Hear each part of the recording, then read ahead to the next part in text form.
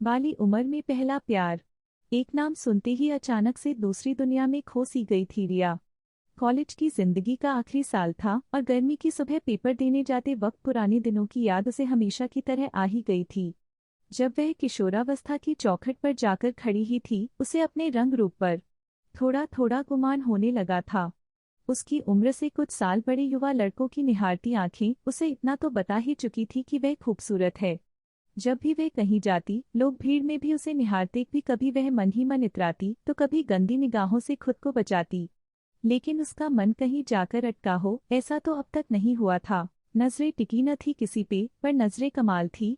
सब ताकते थे उसको, वो बेमिसाल थी। एक रात चाची के घर बैठकर टीवी देख रही थी, उसी वक्त दरवाजे पर कोई आया था। दरवाजा खुला हुआ था। रिया ने झांक कर देखा तो बाहर कोई रिश्तेदार दरवाजे पर खड़ा था। चाची ने उन्हें अंदर बुलाया। रिया को इससे कोई मतलब नहीं था कि घर में कौन आया है। उसे बस अपने टीवी देखने से मतलब था, जो वह बड़ी तल्लीनता से देख रही थी। इतनी देर में रिश्तेदार भी उसी कमरे में आकर बैठ गए जहां रिया तकिए से टिककर टीवी देख रही थी। लेकिन रिश्तेदार के साथ जो अजनबी चेहरा कमरे में दाखिल हुआ तो रिया का ध्यान अचानक ही उस चेहरे पर चला गया। सांवला सा चेहरा था। रिया चुपचाप उठकर किचन में चली गई, नाश्ता बनाने में चाची की मदद करने के लिए। देखकर भी अनदेखा करना जानते हैं, मगर ध्यान कैसे हटाएं ये जान न पाया कोई। चाची पकौड़े का घोल तैयार कर पकौड़े तल रही थी, इतने में रिया के भैया भी आ गए और उस नवेले चेहरे की पूछताछ शुरू हो गई। निशांत नाम था उसका, और वह रिया के घर के पीछे सफेद वाले घर में रहता था। लेकिन रिया के भैया के मुताबिक वह सफेद घर तो किसी पुलिस वाले का था। भैया ने फिर पूछा कि आपके घर में कोई पुलिस विभाग में है क्या? जवाब आया, हाँ मेरे फूफाजी हैं। भैया तो संतुष्ट हो गए, लेकिन एक कन्फ्यूजन जरूर हो गया। वो कुछ और कहते रहे, हम कुछ और समझ बैठे। इसी गलतफहमी में दिल किसी और को दे बैठे। बातों का सिलसिला चल ही रहा था, इतने में रिया गरम गरम पकौड़े लेकर कमरे में आई। रिया ने जिद कर करके बड़े प्यार से उन लोगों के पकौड़े खिलाए। नाश्ता चल ही रहा था कि रिया उठकर कमरे से बाहर जाने लगी। रास्ते में कुर्सियां रखी हुई थी, जिन्हें हटाते हुए निशांत ने रिया के लिए रास्ता बनाया।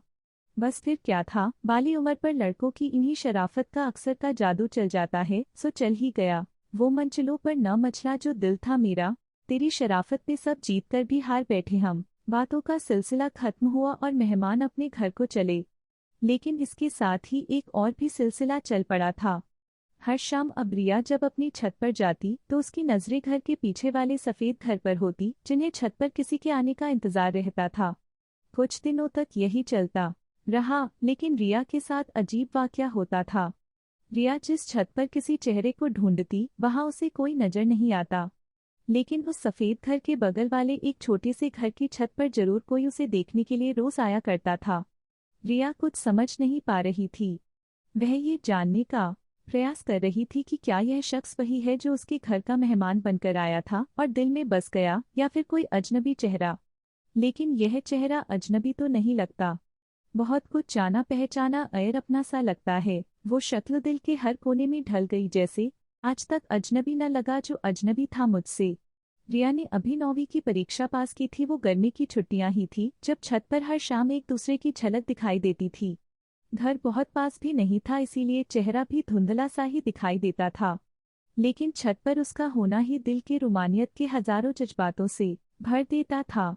दोनों एक दूसरे की निगाहों से छुपते छुपाते एक दूसरे को देखा करते थे, और अब यह आदत बन चुकी थी कि शाम से लेकर रात को छत पर सोने तक निगाहें उस छत पर होती थी। सुबह उठते ही निगाहें फिर उसी छत पर जा टिकती थी। दोनों की ही छत पर किनार नहीं होने का सबसे बड़ा फायदा यही था। जब जिसकी नींद खुलती, बिस्तर पर लेटे लेटे ही एक दूसरे को देखना शुरू कर देता, जैसे दुनिया भर की रुमानियत इन दोनों को बख्शी हो खुदा ने। तुझे देख देख सोना, तुझे देखकर है जगना, मैंने ये जिंदगानी संग तेरे बितानी, तुझ में बसी है मेरी जान। हाय जिया धड़क धड़क जाए। अब रिया को वह सांवली शक्ल कुछ भोली सी लगने लगी थी। गर्मी की छुट्टियों का हर दिन लगभग ऐसे ही गुजरने लगा। उधर निशांत भी 12वीं क्लास पास करके इस साल कॉलेज में दाखिल होने वाला था। अब यह सिलसिला बढ़ने लगा था और रिया की सहेलियां भी उस अजनबी के किस्सों से वाकिफ थी। कॉलेज खुल चुके थे, रिया की सहेली दीप्ति भी इस साल कॉलेज जाने वाली थी, जिसका उत्साह रिया और पारुल पर भी चढ़ा था। भले ही रिया और पारुल स्कूल में थे, लेकिन तीनों मिलकर घंटों तक स्कूल, कॉलेज और जहान की बातें करते और हंसी ठहाके लगाते। गर्मी की छुट्टियां खत्म हुई, रिया और पारुल के स्कूल शुरू हुए और दीप्ति के कॉलेज। अब तीनों सहेलियों के बीच चर्चा का नया विषय केवल कॉलेज के किस्से थे, जो दीप्ति उन्हें सुनाती थी और तीनों मिलकर मजे से चर्चा करती। कॉलेज के दिन में पहला प्यार न हो, ऐसा कम ही होता है। बाली उम्र पर प्यार के छींटे पड़ ही जाते हैं। वो उम्र निकल जाए बगैर बिया गोए किसी को, ये मोहब्बत का रंग इतना हल्का भी नहीं। अब दीप्ति को भी कॉलेज में कोई पसंद आने लगा था, जिसके बारे में खूब बातें होती। दीप्ति अपने किस्से सुनाती और रिया अपनी छत वाले किस्से। जब से रिया के स्कूल खुले थे, निशांत रोज सुबह उसे स्कूल के समय पर दिखाई देता था। निशांत ने रिया को देखने के लिए सुबह की सैर शुरू की थी। रिया साइकिल से स्कूल जा रही होती और निशांत सैर से लौट रहा होता। फिर दोनों की नजरें मिलती। धड़कते दिल से एक दूसरे को देखकर दोनों आगे निकल जाते। जो बिजलियां गिरती थी सुबह सुबह, उसकी कसक दोनों ही जानते थे। बस इधर दीप्ति का एक तरफा आकर्षण भी अपनी कहानी गढ़ रहा था। शहर में एक छोटा सा मेला लगा हुआ था। पारुल का प्रोग्राम तो नहीं बन पाया, लेकिन दीप्ति और रिया अपनी साइकिल से मेला देखने निकले ही थे कि कुछ दूर आगे जाकर निशांत दिखाई दिया, जो अपनी साइकिल से कहीं जा रहा था। रिया के मन में लड्डू फूट रहे थे, दीप्ति को यह बताने के लिए कि यही है वह लड़का जो उसे छत से देखता है। रिया ने आगे निकल चुकी दीप्ति को आवाज लगाई और खुशी से फूली न समाते हुए कहा, दीप्ति यही है वो डंडा। दीप्ति भी बेहद उत्साहित थी निशांत के देखकर। वह भी रिया को यही बताना चाहती थी कि यही है वह जिसे कॉलेज में दीप्ति पसंद करती है। गुड्डे गुड़ियाएं और कपड़े तो होते थे एक जैसे। प्यार में यही इत्तेफाक हुआ। मोहब्बत भी हुई तो एक ही शख्स से। उनको कहानी में ना मोड़ आ चुका था। दोनों हैरान भी थी और हंसी भी नहीं रुक रही थी। हालांकि निशांत का झुकाव रिया की तरह था, इसीलिए दीप्ति ने ध्यान हटाना ही उचित समझा और अपनी दोस्ती निभाई। अब दीप्ति ने ही निशांत का नाम पता करके रिया को बताया। बस फिर क्या था, नाम और सरनेम जानकर तो टेलीफोन डिक्शनरी में से नंबर ढूंढने का प्रयास किया गया। 5 से 6 रंग नंबर लगाने के बाद निशांत के घर का असली नंबर भी मिल गया था, लेकिन उसने कभी फोन नहीं उठाया। भटकते पहुंची जो उसके दर पर। दरवाजा खुला मिला, पर वो नहीं मिला। एक शाम रिया अपनी सहेली पारुल के घर पर खिड़की से बाहर झांक रही थी। शाम करीब 4:45 बजे का समय था। तभी उसे दूर से निशांत की कदकाठी का कोई धुंधला सा अक्स आता हुआ दिखा। जैसे जैसे वह नजदीक आ रहा था, रिया के दिल की धड़कनें बढ़ रही थी। रिया ने जल्दी पारुल और दीप्ति को आवाज लगाई, अरे जल्दी आओ ना, निकल जाएगा वह। हाय, वो अचानक सामने आकर नजर का मिलना, यूं लगा जैसे हम न रहे, कत्ल हो गए। 2 घंटे तक आंखों की इस मुलाकात का सुरूर उतरा भी नहीं था कि निशांत की वापसी हुई। तीनों सहेलियां बाहर के बरामदे में बैठी थी। एक बार फिर वही भोली सूरत, कातिल दबी मुस्कान के साथ। डंडा इस बार रिया उसे लौटते हुए पीछे से भी देर तक देखती रहीं, जब तक आंखों से वह ओझल न हो गया।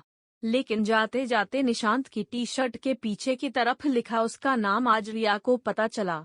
दरअसल निशांत रोज अपने नाम लिखी हुई सफेद टी-शर्ट पहनकर हर शाम को उसी वक्त क्रिकेट की प्रैक्टिस के लिए मैदान जाता था। अब तो निशांत के आने और जाने का वक्त भी रिया और उसकी दोनों सहेलियों को पता चल चुका था। लिहाजा रोज शाम 4:45 बजे पारुल के घर के पीछे वाले दरवाजे पर खड़े होकर निशांत का इंतजार किया जाने लगा।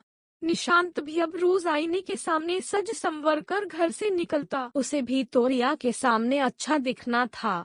अब ये रोज का मसला हो चला था। ठीक समय पर निशांत का सामने से निकलना और रिया का दरवाजे पर खड़ा मिलना, दोनों की नजरें टकराना, थोड़ा शर्माना, थोड़ा मुस्काना, एक मौन प्रेम कहानी परवान चढ़ रही थी। वो हौले से देखते हैं छुपकर, यहाँ दिल धड़कते हैं छुप छुप कर। निशांत के शर्मीले स्वभाव पर कभी कभी गुस्सा भी आता। उसके न बोल पाने के कारण तीनों मिलकर उसकी खिंचाई भी करती। जब भी निशांत सामने से निकलता तीनों उसे छेड़ते हुए उस पर कमेंट करती और ठहाका लगा देती। निशांत बेचारा हिम्मत भी नहीं जुटा पाता। रिया कुछ दिनों के लिए शहर से बाहर गई थी किसी शादी में, तभी शर्मीले स्वभाव के निशांत ने पारुल से उसके घर का नंबर पता किया और रिया के न दिखाई देने का कारण भी ये कुछ दिनों की दूरी दोनों को और भी करीब ला रही थी। जब रिया घर वापस लौटी तो अपनी सबसे प्रिय जगह छत पर जाकर निशांत को निहार ही रही थी। इतने में पारुल वहां आ गई और रिया से उसके घर चलने कह जिद करने लगी। जब रिया पारुल के घर पहुंची तो कुछ ही देर बाद फोन की घंटी बजी। पारुल ने कहा, उठा ले, तेरे ही लिए है। अब दिल ही नहीं धड़कते, आवाज भी आती है, उसकी बातें भी मन को खूब लुभाती हैं। यहीं से निशांत और रिया की पहली बात शुरू हुई, जहां दोनों ने एक दूसरे के बारे में जाना।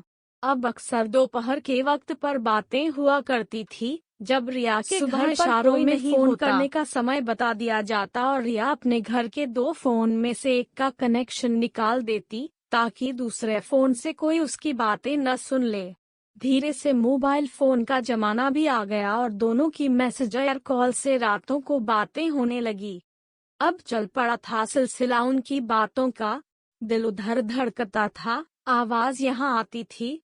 निशांत जब बात किए बगैर सो जाता तो रिया घंटों तक बिस्तर पर लेटे लेटे रोती रहती। फिर सुबह छत पर भी निशांत की तरह चेहरा नहीं करती, लेकिन जल्दी मान भी जाती।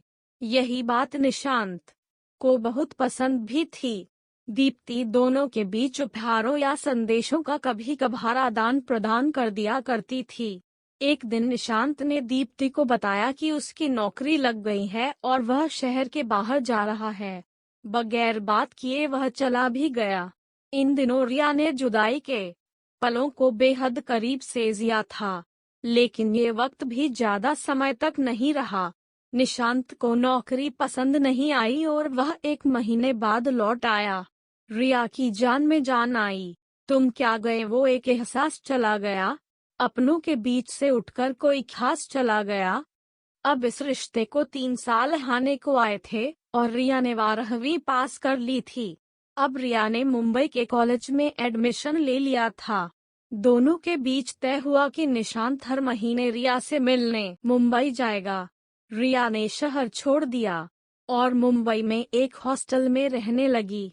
यहाँ भी दोनों के बीच प्यार कम नहीं हुआ, लेकिन 2 साल बाद रिया की जिंदगी में कई सारे मोड़ आ गए थे। निशांत कभी मुंबई नहीं आया और रिया भी अब बदल चुकी थी।